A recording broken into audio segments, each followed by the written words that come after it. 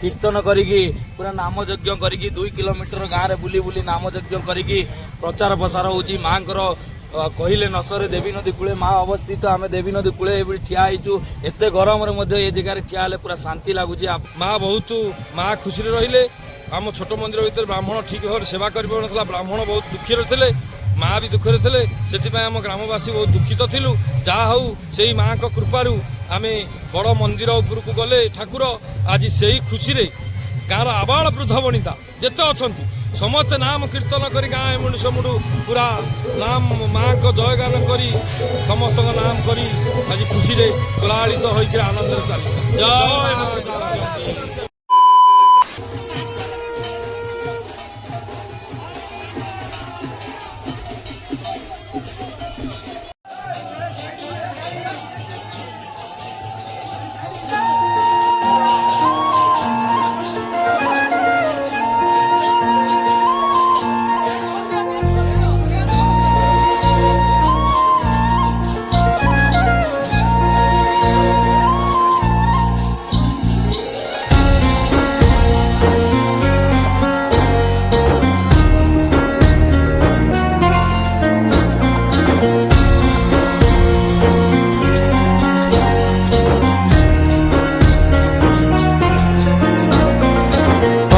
तो घोड़े रखिचु मालो आमरी ग्रामवासी को अंगेश्वर पड़ा कुताम चंडीमा सभिंक दुख शुणु तू मालो आमे तो संतान तो ठारू आरंभ हुए दिन मागुना हूँ धन रतन मागुचु खाली मातो दर्शन तो नजर रे माँ रखी था विपद रे सहायता आमे तते पूजुथिबु माँ आम दुख तू दूर करुथिबु माँ आम दुख तू दूर करुथिबु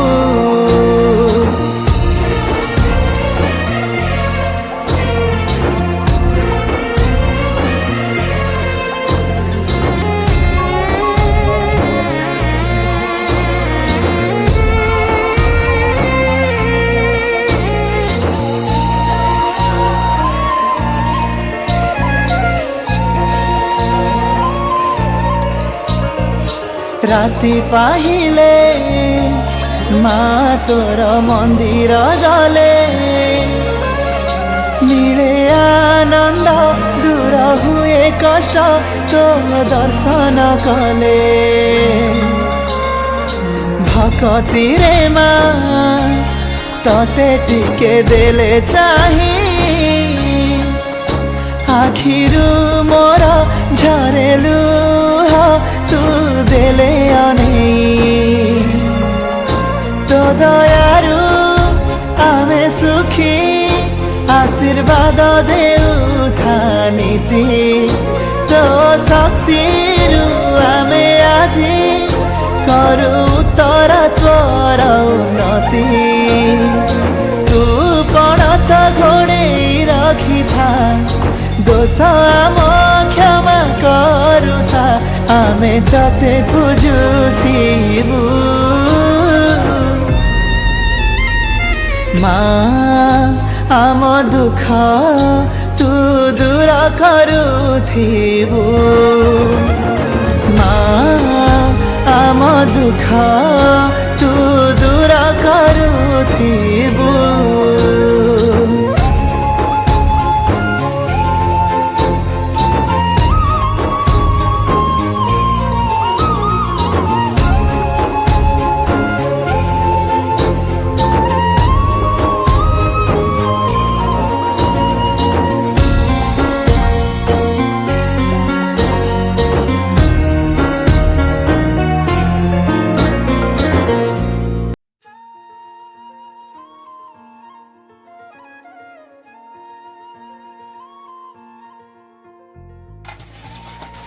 ପାଖାପାଖି 5 ଦିନର ପର୍ବ ଆଜି ଶେଷ।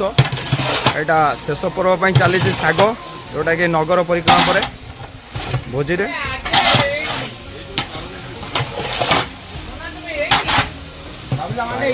ଅନ୍ନ ଏପଟେ ସବୁ ମୁଁ ଯାଇ କ'ଣ ଖଟା ମୁଁ ଯା ଖଟା କେତେ ଦିନ ହେଇଗଲାଣି ଚାଲିଛି ରୋଷେଇ? ଓ ତା ଭିତରେ ପୁରା କଣ୍ଟିନ୍ୟୁ ଆସିନାହାନ୍ତି? ଆଚ୍ଛା ଆଚ୍ଛା ଆଚ୍ଛା ଆଜ୍ଞା ଆଜ୍ଞା। ଆପଣମାନେ ଯେମିତି ଦେଖୁଥିଲେ କି 5 ଦିନ ଧରି ଅଙ୍ଗେଶ୍ୱରପଡ଼ା ଗ୍ରାମରେ ଯେଉଁ କାର୍ଯ୍ୟକ୍ରମ ସବୁ ଚାଲିଥିଲା, ଆଜି ତାର ଶେଷ ଦିନ। ଆଉ ଶେଷ ଦିନରେ ମୋ ସହିତ ମୋ ସାନ ଭାଇ ଆଉ ମୋର ଅତି ପ୍ରିୟ ଭାଇ ଅଛି। ତା ମୁହଁରୁ ତାଙ୍କ ଗ୍ରାମରେ ମାଆଙ୍କର ମନ୍ଦିର ପ୍ରତିଷ୍ଠା ଉପଲକ୍ଷେ ଯେଉଁ 5 ଦିନ କାର୍ଯ୍ୟକ୍ରମ ଚାଲିଥିଲା ସେ ବିଷୟରେ ସେ ପଦିଏ କହିବ। ତା ମୁହଁରୁ ଟିକେ ଶୁଣିବା। ମୋ ସାନ ଭାଇ କିଶୋର ମୁହଁରୁ। ଜୟ ଜଗନ୍ନାଥ, ଜୟ ମା କୁଚାମଚଣ୍ଡୀ, କୁଚାମଚଣ୍ଡୀଙ୍କର ଜୟ ହେଉ। ଆପଣମାନେ ଜାଣିଥିବେ ବିଗତ 5 ଦିନ ହେଲା ଏହି ଅଙ୍ଗେଶ୍ୱରପଡ଼ା ଗ୍ରାମରେ ମା କୁଚାମଚଣ୍ଡୀଙ୍କର ନୂତନ ଭବ୍ୟ ମନ୍ଦିର ପ୍ରତିଷ୍ଠା, ତା ସହିତ 24 ପ୍ରହର ଚାଲିଥିଲା। ଆଜି ତାର ନଗର କୀର୍ତ୍ତନ ଆପଣମାନେ ଦେଖୁଥିବେ। ଶହ ଶହ ଗାଁର ମା ଝିଅ ଭାଇ ଭଉଣୀ ଯିଏ ଯୋଉଠି ସମସ୍ତେ ଆସି ଶହ ଶହ ପୁରା ରାସ୍ତାରେ ଏଇ ଖରାରେ ଖାଲି ପାଦରେ ଚାଲିକି ମାଆଙ୍କର ଆଶୀର୍ବାଦରୁ ସେ କୀର୍ତ୍ତନ କରିକି ପୁରା ନାମ ଯଜ୍ଞ କରିକି 2 କିଲୋମିଟର ଗାଁରେ ବୁଲି ବୁଲି ନାମ ଯଜ୍ଞ କରିକି ପ୍ରଚାର ପ୍ରସାର ହେଉଛି। ମାଆଙ୍କର କହିଲେ ନ ସରେ ଦେବୀ ନଦୀ କୂଳେ ମା ଅବସ୍ଥିତ। ଆମେ ଦେବୀ ନଦୀ କୂଳେ ଏଭଳି ଠିଆ ହେଇଛୁ। ଏତେ ଗରମରେ ମଧ୍ୟ ଏ ଜାଗାରେ ଠିଆ ହେଲେ ପୁରା ଶାନ୍ତି ଲାଗୁଛି। ଆପଣ ଦୁନିଆର ସବୁ ଶାନ୍ତି ଏଇଠି ମିଳିବ ମାଆଙ୍କ ପାଖରେ। ମାଆଙ୍କ ଆଶୀର୍ବାଦରୁ ସବୁ ମାନସିକ ପୂର୍ଣ୍ଣ ହେଇଛି ଏ ଗ୍ରାମର। ଏ ଗ୍ରାମ ପାଖରେ ମଧ୍ୟ ସମସ୍ତେ ଜାଣିଛନ୍ତି ମାଆଙ୍କୁ ଯିଏ ଡାକିଛି ମା ଓ କରନ୍ତି। ରାତିରେ ଡାକିଲେ ମଧ୍ୟ ଓ କରନ୍ତି, ସ୍ୱପ୍ନରେ ମା ମଧ୍ୟ ଆସନ୍ତି, ରାସ୍ତାଘାଟରେ ମାନସିକ ଭାବିଲେ ବି ଆସନ୍ତି। କାହାର ଦୁର୍ଘଟଣା କାହାର ଅସୁବିଧା ମା ଆଜି ଯାଏ କରିନାହାନ୍ତି। ଯିଏ ମାଆଙ୍କ ପାଦ ତଳେ ପଡ଼ିକି ଅଛି ମା ତା ପାଖରେ ସଦା ସର୍ବଦା ଅଛନ୍ତି। ଆଉ କିଛି କହିବିନି। ଜୟ ମା କୁଚାମଚଣ୍ଡୀ, ଜୟ ଜଗନ୍ନାଥ, ଜୟ ଜଗନ୍ନାଥ, ଜୟ ମା କୁଚାମଚଣ୍ଡୀ। ଟିକେ ପାଖରେ ବର୍ତ୍ତମାନ ଆମର ମା ଦୀର୍ଘ ଦିନ ଧରି ମା କୁଚାମଚଣ୍ଡୀ ଅଙ୍ଗେଶ୍ୱରପଡ଼ା ଦୀର୍ଘ ମହାବାତ୍ୟା ପରେ ଗୋଟେ ଛୋଟ ମନ୍ଦିର ଆମ ଗାଁ ବାଲାଙ୍କ ସହଯୋଗରେ କେତେଜଣ ବୟୋଜ୍ୟେଷ୍ଠ ବ୍ୟକ୍ତିଙ୍କ ଆଲୋଚନାରେ ମା ଛୋଟ ମନ୍ଦିର ଭିତରେ ଥିଲେ। ଉକ୍ତ ମନ୍ଦିରଟି ଦୀର୍ଘ ଦିନ ଧରି ଦୀର୍ଘ 25 ବର୍ଷ ଧରି ମା ସେଠି ରହିଲା ପରେ ଆମ ଯୁବ ସମାଜ ତଥା ଗ୍ରାମବାସୀ ବୃନ୍ଦ ସମସ୍ତେ ଚେଷ୍ଟା କରି ଗୋଟେ ବଡ଼ ମନ୍ଦିର କଲେ। ସେହି ମନ୍ଦିର ବହୁ ପ୍ରତିଘାତ କଷ୍ଟ ଭିତରେ ଆଜି ପ୍ରତିଷ୍ଠା ହେଇଛି। ସେଇ ପ୍ରତିଷ୍ଠାରେ ଆମେ 24 ପ୍ରହର ନାମ ଯଜ୍ଞ ବି ହେଇଛି। ମାଆଙ୍କ ପ୍ରତିଷ୍ଠା ପାଇଁ ଯଜ୍ଞ କରାଯାଇଛି। ଆଜି ସମସ୍ତେ ଆନନ୍ଦିତ। ମା ଯେତେବେଳେ ଗୋଟେ ବଡ଼ ମନ୍ଦିର ଭିତରକୁ ଗଲେ ସମସ୍ତର ମନସ୍କାମନା ପୂରଣ ହେଲା। ମା ବହୁତ ମା ଖୁସିରେ ରହିଲେ।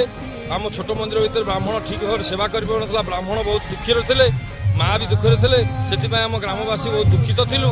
ଯାହା ହଉ ସେଇ ମାଆଙ୍କ କୃପାରୁ ଆମେ ବଡ଼ ମନ୍ଦିର ଉପରକୁ ଗଲେ ଠାକୁର ଆଜି ସେଇ ଖୁସିରେ ଗାଁର ଆବାଳ ବୃଦ୍ଧ ବନିତା ଯେତେ ଅଛନ୍ତି ସମସ୍ତେ ନାମ କୀର୍ତ୍ତନ କରି ଗାଁ ଏମୁଣ୍ଡୁ ସେମୁଣ୍ଡୁ ପୁରା ନାମ ମାଆଙ୍କ ଜୟଗାନ କରି ସମସ୍ତଙ୍କ ନାମ କରି ଆଜି ଖୁସିରେ କୋଳାହଳିତ ହୋଇକରି ଆନନ୍ଦରେ ଚାଲିଛି। ଜୟ ମା କୁଚାମଚଣ୍ଡୀ।